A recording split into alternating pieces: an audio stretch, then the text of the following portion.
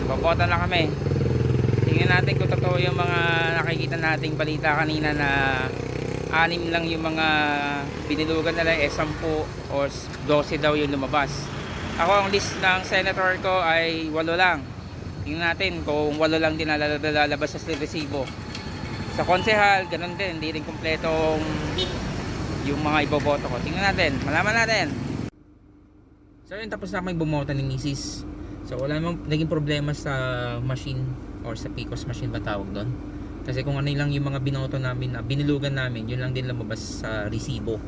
So sa mga binoto namin, sa binoto ko pala, hindi naman kumpletong 12. Pero pinag-rumble ko sila para masaya sa Senado. So binoto ko syempre yung mga kilala kong mga abogado yan. So nandyan si Attorney Jimmy Bontoc, Attorney Marcoleta, Attorney Vic Rodriguez. So 3 na yon. Si Bam Aquino, si Kiko Pangilinan, si Heidi Mendoza, 6 na.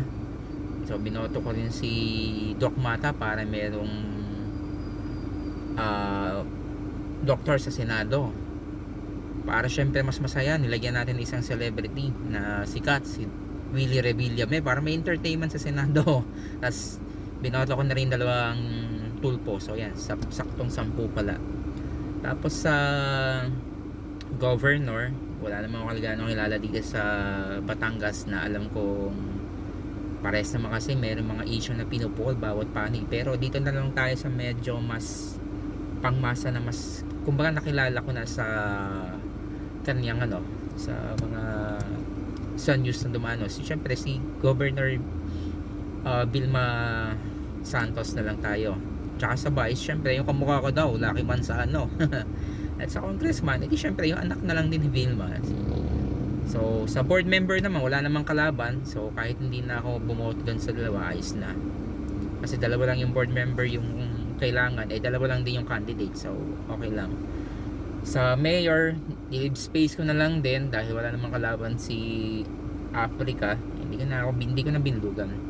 Pero syempre sa vice mayor, kay Mickey Morada tayo kasi yung nag-campaign sa atin din, di ba? Tsaka sa konsehal, 3 lang yung binoto ko, yung mga nangampanya lang sa amin, ng mga nangampanya lang sa akin. Unang-una na dyan si Binis Manalo pala.